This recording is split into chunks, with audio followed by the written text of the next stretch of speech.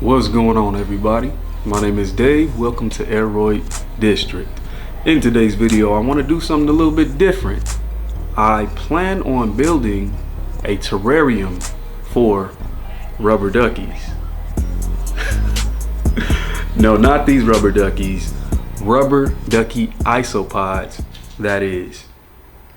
Now, you may be thinking this is an Aeroid channel. What does that have to do with aeroids or houseplants? Well, terrariums were my first introduction to houseplants. I used to build them about 12 to 13 years ago, and I just wanted to do something different now that I am more experienced with plants. So yeah, if you will, let's get into it. Okay, who does not watch the YouTube channel Serpa Design? Like, why would you not? So Tanner over there at the YouTube channel Serpa Design was a big inspiration for me, because back in 2011 I used to build a lot of terrariums and polydariums. My whole apartment looked like a zoo. You know, I had reptiles, frogs, 3 aquariums, and I had a combination of all of those, which they call a polydarium. That's like the land in the water, the little waterfall, all of that going on. That was my hobby back then, you know, just watching Tanner. He was a big inspiration because he does a lot of cool things, and he makes these relaxing, instructional videos on what he's building, and it's dope. I suggest you go over there and check out Serpa Design. And you know, building terrariums is just the perfect way to display your houseplants in a more naturalistic environment, on top of, you know, being a nice looking display for you to enjoy. But the terrarium that I am building today is more so focused on the isopods that I'm going to be keeping inside of it. So let's get into talking about these isopods. Rubber ducky isopods, or Isopod species Cubaris, were first discovered in 2018 in the cave-like areas of Thailand. Now, they are very similar to the roly-polies that you see out in your front yard. They're just the tropical Thailand version of those same type of isopods, or pill bugs.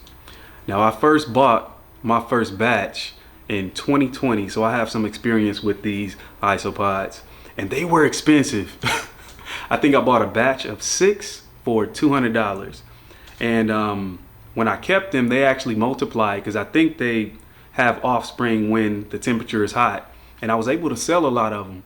So I was making pretty good money selling these isopods, and it was just a very rewarding hobby.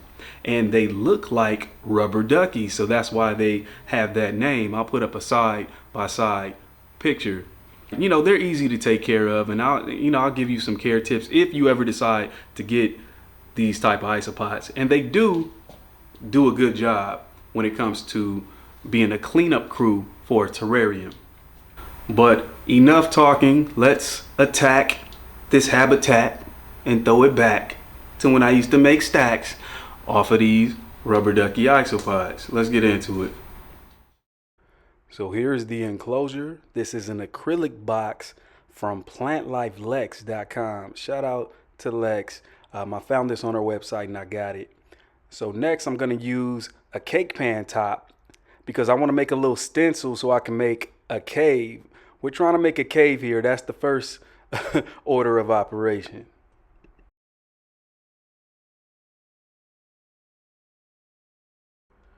So next I'm going to take these small plastic cups and stack them into a pyramid shape, and then I'll tape those up real good so they can be the filler for this spray foam that I'm about to use. I'm going to use spray foam to make a cave-like structure. Now, I can go to Petco and buy me a little cave from the aquarium section, but I figured I'd do it myself so that it can be unique and detailed the way that I want it.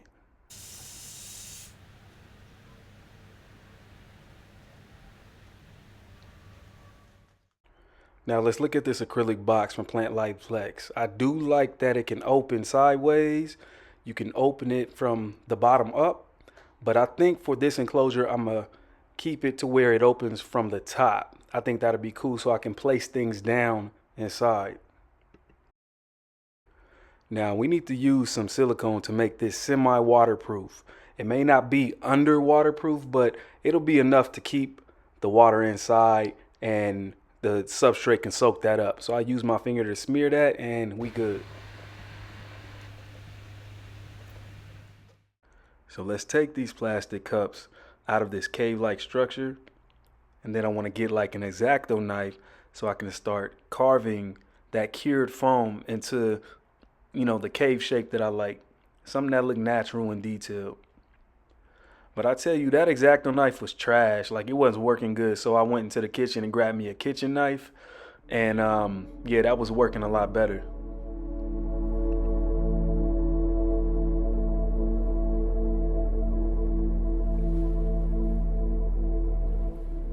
So one notable tip was I was cutting wedges out of that foam, and it was giving me pretty good detail. If you see, I'll start slicing, and on the second slice, I'll cut it into a wedge and then pull the pieces out, and it was giving me some rock-like detail. That was pretty cool.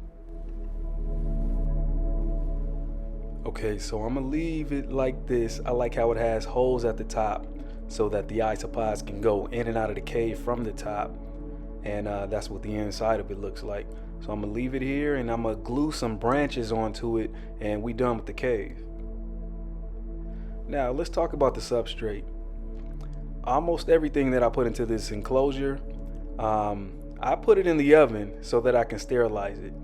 But here is the cave. I glued some sticks to it with super glue. And this is the substrate. So we got Coco's coir, charcoal, and sphagnum moss that I chopped into fine pieces. And the bulk of the substrate is gonna be just cocoa peat. This is not peat moss, it's cocoa peat. Fresh out of the bag, it's already sterilized. So I'll mix that up, and that will be the base substrate.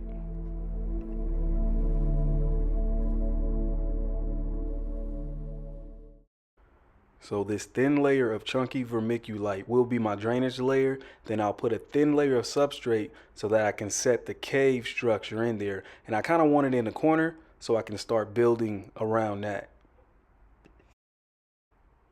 So I'm gonna just use this rock that I found as a retention wall so I can build higher levels of soil behind it. And the plants of choice will be this fern that I have growing off of this philodendron UPI. And also, I'm going to try to find a smaller leaf Hoya that'll go in here. I just want to keep the scale small. So I separated that fern from the UPI, got that in there. And my next plant is this Hoya GPS 7240. Now, this is a rare Hoya, but yeah, I wanted to put it in here and see how it does. It'll probably be cool, draped over that cave structure. And I got me a bag of moss, so I'm gonna go ahead and do this habitat up and show y'all the finished product.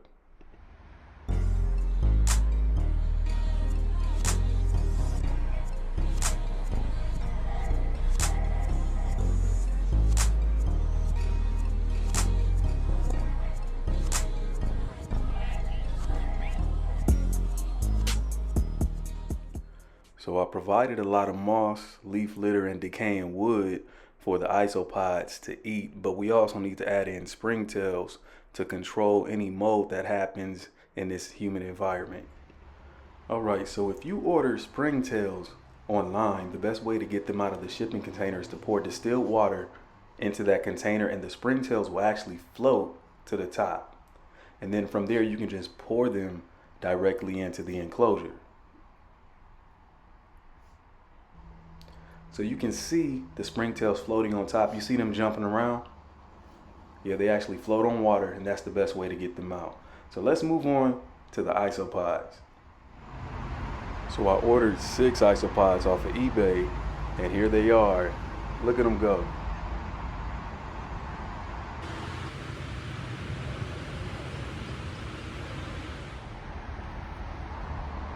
Yo, this one here was my favorite. He was just a perfect example of a rubber ducky isopod. He had the Waffle House yellow face with the black colored body, and he was just perfect. So let me get him in this enclosure.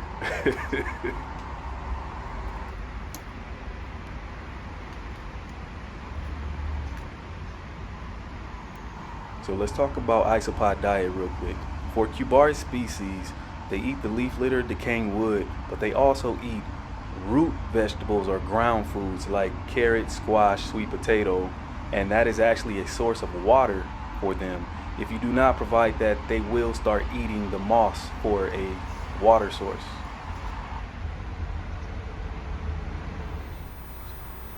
So that's all I got for y'all. Hopefully you enjoyed it, just a little something different. But I tell you what, leave a comment below and tell me, would you keep rubber ducky isopods? Now, I know a lot of people are put off by bugs, but these are technically not bugs. They are crustaceans, just like shrimp and lobster. They just live on land. But yeah, leave a comment below. Tell me, would you keep them? Is this something that you would do? Like, you know, put your begonias in a terrarium and have some rubber ducky isopods in there? I don't know. I think that there's a lot of cool things you could do. If you don't really like them, you can also let me know. But yeah, that is it. And I will be seeing y'all soon. So stay tuned, like, comment, and subscribe. I'm Dave. Be blessed.